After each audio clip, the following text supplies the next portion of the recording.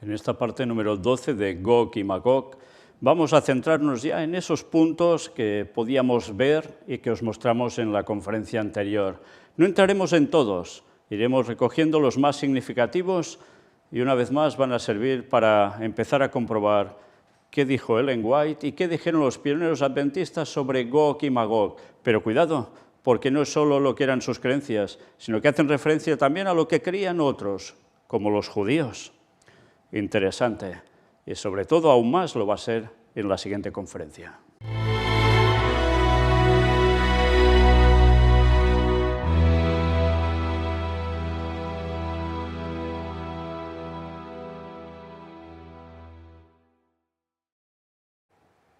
Empezamos mostrando los apartados que vamos a ver más significativos de lo que os estuve mostrando en la anterior conferencia.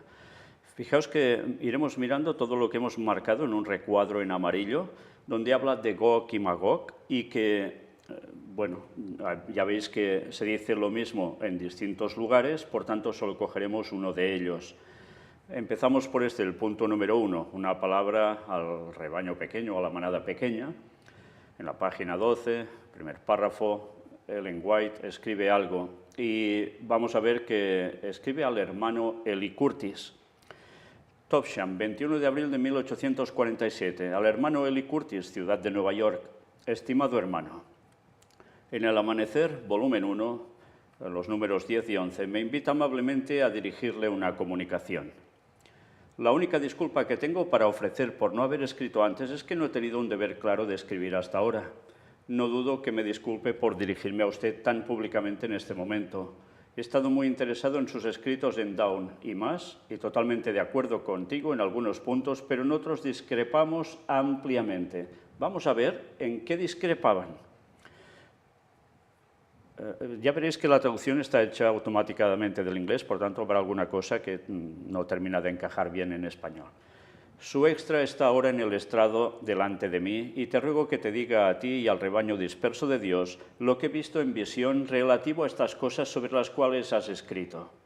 Estoy totalmente de acuerdo contigo en que habrá dos resurrecciones literales con 1000 años de diferencia. Fijaos que Ellen White, además, aparte de lo que se muestra Biblia en mano, lo que hace también es, gracias a Dios, tener visiones. Y en esas visiones se terminan de concretar muchas cosas. ¿Y aquí qué le dice? Pues que habrá dos resurrecciones literales, con 1000 años de diferencia. Fijaos, en el año 6000, desde la entrada del pecado, y 1000 años después, o sea, después del milenio. También concuerdo contigo en que los cielos nuevos y la tierra nueva, cita Apocalipsis 21:1, Isaías 65:17, segunda de Pedro 3:13, no aparecerán hasta que los muertos impíos sean resucitados y destruidos en el final de los 1000 años. Vi que Satanás fue desatado de su prisión al final de los 1000 años, justo en el momento en que los impíos muertos resucitarían y que Satanás los engañó haciéndoles creer que podían tomar la ciudad santa de los santos, o sea, la Nueva Jerusalén. Todos los malvados marcharon alrededor del campamento de los santos, con Satanás a la cabeza, y cuando estaban listos para hacer un esfuerzo para tomar la ciudad, el Todopoderoso sopló desde su alto trono sobre la ciudad un soplo de fuego devorador, el cual descendió sobre ellos y los quemó, raíz y rama. Y ahora la parte donde ya cita Gog y Magog. Y vi que así como Cristo es la vid y sus hijos los sarmientos, así Satanás es la raíz y sus hijos son los pámpanos. Y en la destrucción final de Gog y Magog, todo el ejército inicuo será quemado, raíz y rama, y dejará de existir. Entonces aparecerán los cielos nuevos y la tierra nueva. Entonces los santos edificarán casas y plantarán viñas. Vi que todos los justos muertos fueron resucitados por la voz del Hijo de Dios en la primera resurrección, y todos los que resucitaron en la segunda resurrección fueron quemados y dejaron de existir. Nos situamos, ¿no? Habla de Gog y Magog una vez más en la destrucción final de Satanás y sus ángeles y de los resucitados impíos, que atacarán la Nueva Jerusalén, y entonces Dios les hace descender todo este fuego y quedan consumidos, a tal modo que raíz y rama, Satanás y todo el resto de los suyos, todos. Bueno, queda claro el contexto y queda claro el momento en que cita a Gog y Magog. Ya lo vimos que hacía referencia también al fin del milenio, pero hemos visto que también podía haber referencias a antes de la segunda venida de Jesús. Pero aquí lo cita claramente Ellen White, al fin. Y le sigue diciendo, ¿piensas que aquellos que adoran ante los pies del santo, de Apocalipsis 3:9, al fin serán salvos? Aquí debo discrepar contigo, porque Dios me muestra que esta clase eran adventistas profesos que se habían apartado y crucificaron para sí mismos al Hijo de Dios de nuevo y lo avergonzaron públicamente. Y en la hora de la tentación que está por venir, para mostrar el verdadero carácter de cada uno, sabrán que están perdidos para siempre y, abrumados por la angustia del Espíritu, se postrarán a los pies del Santo. Interesante, ¿eh? ¿Quiénes son esos que se postrarán a los pies de Cristo, del Santo? Pues ya lo veis, adventistas profesos que se han apartado, que no han aguantado en la verdad hasta el fin. También piensas que Miguel se levantó y comenzó el tiempo de angustia en la primavera de 1844. Fijaos, cuando la famosa fecha del gran chasco. El Señor me ha mostrado en visión que Jesús se levantó y cerró la puerta y entró al lugar santísimo, en el 7º mes de 1844. Pero el hecho de que Miguel se levante, como dice Daniel 12:1, para liberar a su pueblo, está en el futuro. Evidentemente, eso estaba en el futuro, para la segunda venida de Jesús. Por tanto, fijaos cómo ya habían otra vez reinterpretaciones de lo que pasaba en 1844, de lo que pasó. Y Ellen White matiza y aclara, no es lo que dices, esto no funciona así. Esto no sucederá hasta que Jesús haya terminado su oficio sacerdotal en el santuario celestial y se despoje de su atavío sacerdotal y se ponga sus vestiduras más reales y su corona para cabalgar en el carro nublado, para trillar las naciones con ira y librar a su pueblo. Qué interesante la expresión que llega a decir aquí. Habla del momento en que Cristo termina su oficio en el santuario celestial, en el lugar santísimo, que está desde 1844, que pasó del lugar santo al lugar santísimo, empieza el juicio investigador sobre los vivos y, bueno, sobre los vivos no, desde Adán hasta el último de los que está esperando a Cristo, pero que han muerto antes del retorno de Cristo, de todo el pueblo de Dios, de toda la historia. Y recordemos que también entran en ese juicio, como no, los 144.000, que son los que quedan vivos. Y al final, ¿qué sucede? Se cambia sus vestiduras de sumo sacerdote, deja de actuar como en el oficio del santuario celestial, se pone las vestiduras de rey, toma su corona, y es cuando viene para acá a buscar en la resurrección a los salvos de todas las épocas y también a los 144.000 vivos sellados. Pero fijaos la expresión, para cabalgar en el carro nublado. Qué interesante, ¿eh? Aquí no dice solo que viene en una nube, carro nublado. O sea, algo que lo lleva a él y, como no, ya os podéis imaginar, si el cielo queda vacío de ángeles y de todos, ¿qué sucede? Que vienen todos. ¿Os imagináis la inmensidad de lo que está describiendo aquí? Pero él tiene su propio carro nublado. Sí, porque los ángeles también vendrán. En algo también, sí.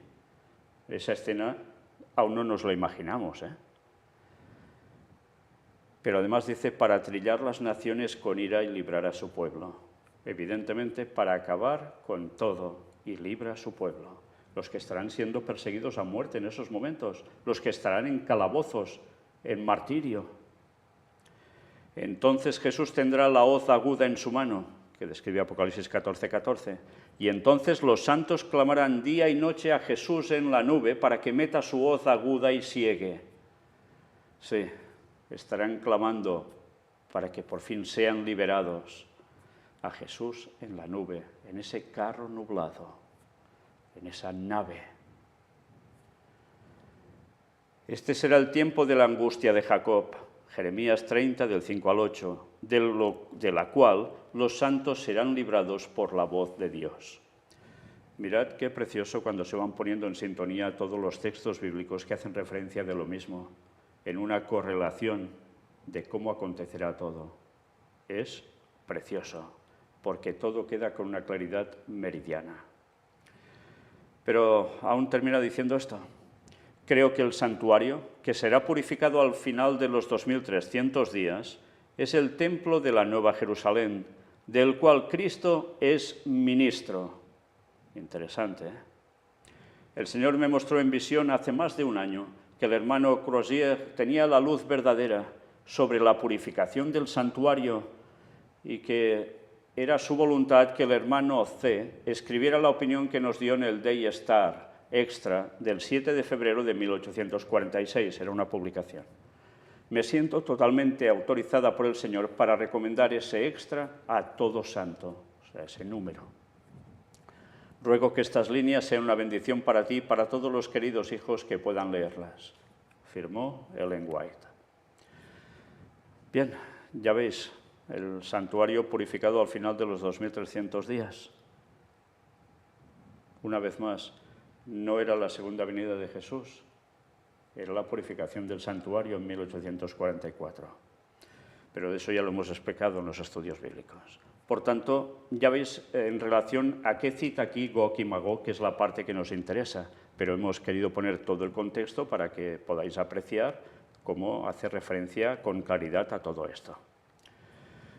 Seguimos, descendemos hasta el apartado número 5 para ver algo distinto. Es un escrito que aparece aquí, pone Ellen White y sus críticos, página 584, párrafo 3, Francis de Nicol, y habla de Gog y Magog. Vamos a ver qué dice. También está extraído de una palabra al rebaño pequeño, y es el apartado sobre el juicio. Cuando el Hijo del Hombre venga en su gloria, y todos los santos ángeles con él, entonces se sentará en el trono de su gloria, y serán reunidas delante de él todas las naciones, y los apartará los unos de los otros, como el pastor aparta las ovejas de los cabritos, y pondrá las ovejas a su mano derecha y los cabritos a la izquierda. Bien, es el famoso texto bíblico, y mirad cómo lo habla todo aquí. Esta escritura evidentemente señala los eventos más importantes del día del juicio. Ese día durará 1000 años, como dice 2 de Pedro 3, versículos 7 y 8. El evento que introducirá el día del juicio será la venida del Hijo del Hombre para resucitar a los santos durmientes y para cambiar a los que están vivos en ese tiempo, o sea, transformarlos. El segundo evento será cuando el Rey se siente sobre el trono de su gloria.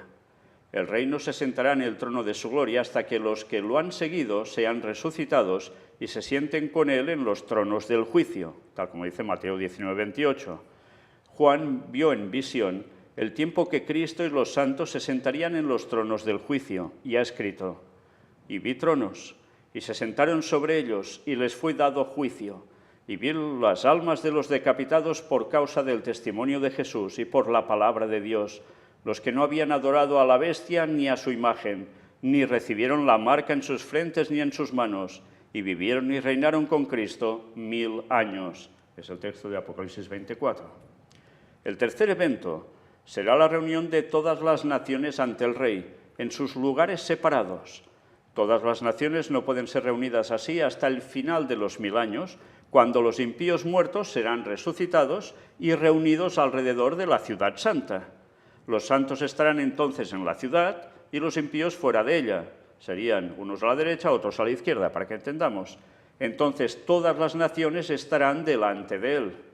¿Nos damos cuenta cuándo sucede eso? Interesante, ¿eh? Y aquí habla de Gog y Magog. El cuarto evento será el pronunciamiento de la sentencia por parte del Rey. Su sentencia sobre toda la hueste de Gog y Magog será: apartaos de mí, malditos, al fuego eterno preparado para el diablo y sus ángeles. Es el texto de Mateo 25, 41. Si esta no es la sentencia final del juicio sobre los impíos, creo que no la encontraremos en la Biblia. Por lo tanto, los impíos no son sentenciados antes de que venga Cristo, pero ellos escucharán su sentencia después de resucitados al final de los 1000 años. Sí, en esa resurrección, cuando quieran atacar la Nueva Jerusalén, allí les queda clara la sentencia. ¿El juicio ya se ha hecho sobre ellos? Claro que sí, ya están sentenciados en esos momentos. Y luego se les aplica directamente la sentencia, la ejecución. No es necesario que la sentencia final se dé antes de la primera resurrección, como algunos han enseñado, porque los nombres de los santos están escritos en el cielo, y Jesús y los ángeles ciertamente sabrán a quién levantar y reunir en la Nueva Jerusalén. El quinto evento será la ejecución de la sentencia firme. Algunos han argumentado que los 1000 años se tomarán para ejecutar el juicio sobre los impíos, pero esto no puede ser, porque el hombre de pecado será destruido con el resplandor de la segunda venida de Cristo. Por lo tanto, los impíos permanecerán en silencio en el polvo durante los 1000 años, o sea, estarán muertos. ¿Cómo puede ejecutarse el juicio sobre los impíos antes de que resuciten? Ciertamente es imposible. Juan vio a los impíos, todos levantados y reunidos alrededor del campamento de los santos, al final de los 1000 años. También vio descender fuego de Dios del cielo que los devoró. Esta será la ejecución del juicio final sobre todos los impíos.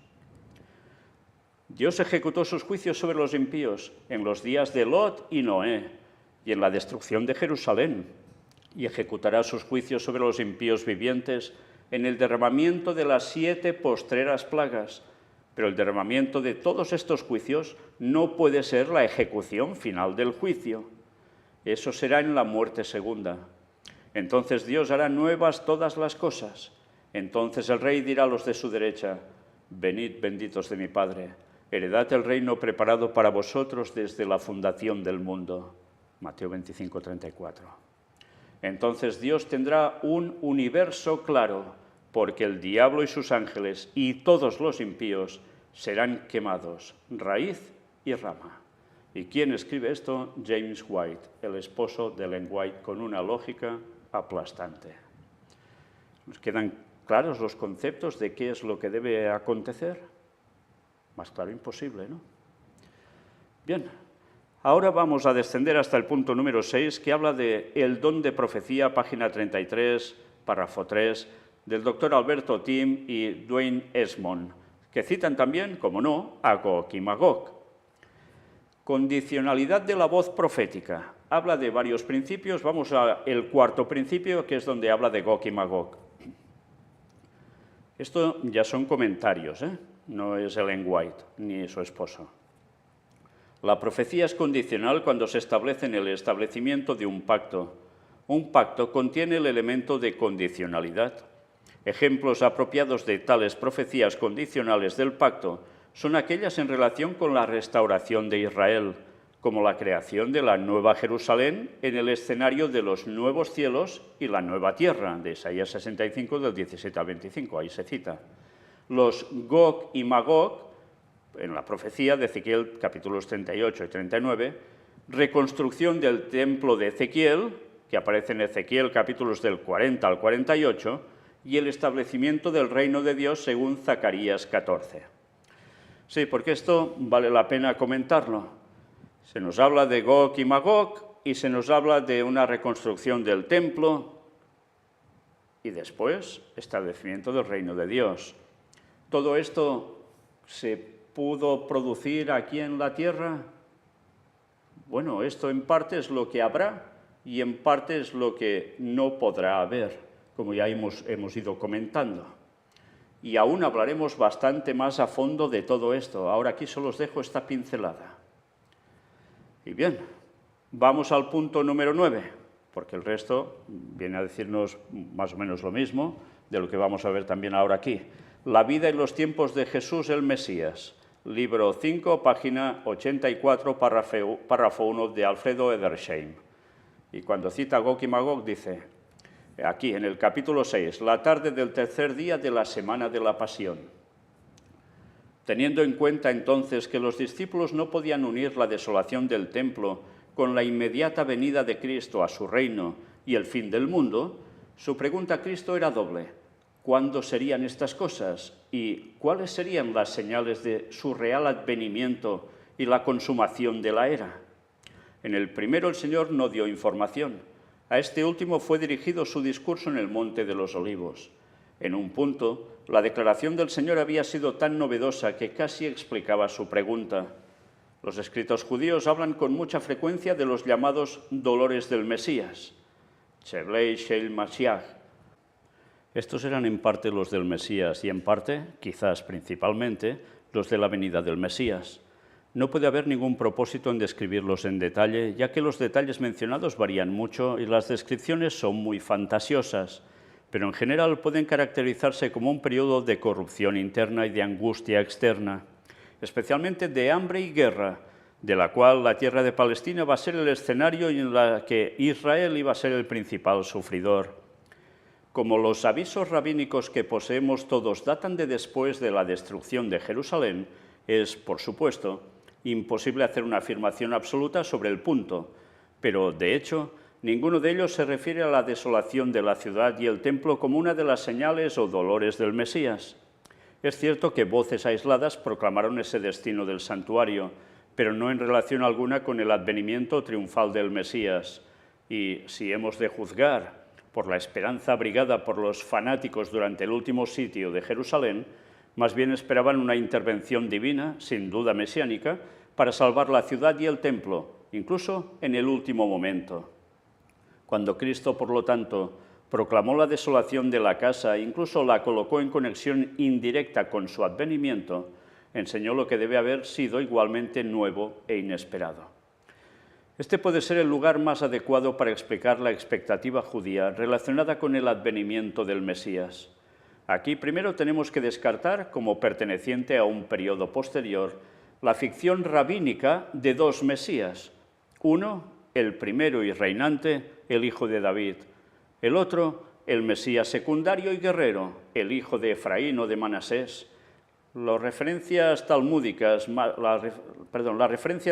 más antigua a este segundo Mesías data del siglo III de nuestra era y contiene las extrañas y casi blasfemas notas de que la profecía de Zacarías, en cuanto al luto por aquel a quien habían traspasado, se refería al Mesías, el hijo de José, que sería muerto en la guerra de Gog y Magog, y que al verla el Mesías, hijo de David, pidió vida a Dios, quien se la dio, como está escrito en el Salmo 2.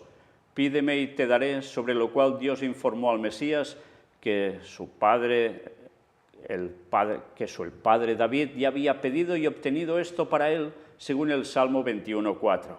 Fijaos que aquí nos narran toda una explicación que han dado judíos a partir del siglo III sobre incluso hasta dos Mesías distintos, Todo para no aceptar lo que deberían aceptar a Jesús como el auténtico Mesías. Y se inventan una de cosas que no cuadran por ningún lado. Nos sigue diciendo: generalmente el Mesías, hijo de José, está relacionado con la reunión y restauración de las 10 tribus. Escritos rabínicos posteriores conectan todos los sufrimientos del Mesías por el pecado con este hijo de José. La guerra en la que sucumbió el hijo de José finalmente sería llevada a una terminación victoriosa por el hijo de David, cuando la supremacía de Israel sería restaurada y todas las naciones caminarían en su luz. No es de extrañar que los diversos avisos sobre el Mesías, hijo de José, sean confusos y a veces inconsistentes, considerando las circunstancias en las que se originó este dogma. Su razón principal fue, sin duda, controvertida. Cuando apenas presionado por el argumento cristiano sobre las profecías del Antiguo Testamento de los sufrimientos del Mesías, la ficción sobre el hijo de José, como distinto del hijo de David, ofrecía un medio de escape bienvenido. Además, cuando en la rebelión judía, bajo el falso Mesías Bar Kokhba, el hijo de una estrella, este último sucumbió a los romanos y fue asesinado, la sinagoga consideró necesario reavivar la esperanza de Israel, que había sido apagada en sangre por la imagen de dos Mesías, de los cuales el primero caería en la guerra, mientras que el segundo, el hijo de David, llevaría la contienda a un resultado triunfal. Ya ves las explicaciones que daban todo por no querer aceptar a Jesucristo. Vaya invenciones tuvieron que llegar a hacer. Y esto es interesante, pues lo escriben pioneros adventistas relatando la historia de creencias judías. Bien, ya hemos visto que aquí hablaban de Gog y Magog bajo esos términos, y ahora vamos al punto número 10. La vida en los tiempos de Jesús el Mesías, libro quinto, página 88, párrafo 1, también de Alfredo Edersheim. Y nos dice, también hablando sobre Gog y Magog, en el capítulo 6, la tarde del tercer día de la semana de la Pasión. Ahora hemos llegado al periodo de la era venidera, el Atid Labo o Saeculum Futurum. Toda la resistencia a Dios se concentraría en la gran guerra de Gog y Magog, y con ella se juntará el predominio de toda la maldad, y terribles serían los estrechos de Israel. 3 veces buscaría el enemigo asaltar la ciudad santa, pero cada vez sería repelido el asalto, al final con la destrucción completa del enemigo. La ciudad sagrada sería ahora totalmente reconstruida y habitada, pero, ¡oh, qué diferente de la de antaño! Sus límites sabáticos estarían sembrados de perlas y gemas preciosas. La ciudad misma se elevaría a una altura de unas 9 millas, no con una aplicación realista de Isaías 49:20. Llegaría hasta el trono de Dios, mientras que se extendería desde Jope hasta las puertas de Damasco, porque Jerusalén había de ser la morada de Israel y el lugar de descanso de todas las naciones. Pero más glorioso sería en Jerusalén el nuevo templo que el Mesías había de erigir, y al cual habrían de restaurarse aquellas 5 cosas que habían faltado en el antiguo santuario: el candelabro de oro, el arca y el fuego celestial sobre el altar, el Espíritu Santo y los querubines. Y la tierra de Israel sería entonces tan ancha como había sido esbozada en la promesa que Dios le había dado a Abraham y que nunca antes se había cumplido, ya que la mayor extensión del gobierno de Israel solo había sido sobre 7 naciones, mientras que el divino promesas se extendió sobre 10, sino sobre toda la tierra. Bien, ya veis cómo todo esto eran explicaciones que se daban, y siempre en ese contexto, recordemos, Gog y Magog. Y aquí nos habla de esto, que solo había sobre 7 naciones el gobierno de Israel, y si no se extendería sobre 10, sino sobre toda la tierra. Y ahora, mirad, vamos a aclarar un poco este concepto. En el punto 12, la vida de los tiempos de Jesús el Mesías, apéndice, página 9, párrafo 1, también de Alfredo Edersheim, como no. Y nos dice esto, sobre la vida y la época de Jesús el Mesías. Apéndice 2, Filón de Alejandría y la teología rabínica. Luego estaba gematría, mediante la cual cada letra de una palabra se resolvía en su equivalente aritmético. O sea, cada letra tiene una puntuación, para que recordemos cómo funciona el alfabeto hebreo. No tienen números, era así. Así, las 2 palabras Gog y Magog es igual a 70, que era el supuesto número de todas las naciones paganas. Qué interesante, la gematría, que lo hemos utilizado para Vicarius Filii, que da 666, y no solo eso es en latín, ni en griego, también se puede hacer en hebreo, porque ninguno de estos idiomas tenía números, las letras tenían equiparación numérica. Y mira por dónde Gog y Magog da 70, que era el supuesto número de todas las naciones paganas. ¿Y qué sucede con ellas? Ya sabéis, son destruidas. Todo lo que no es pueblo de Dios, al fin del tiempo, queda destruido.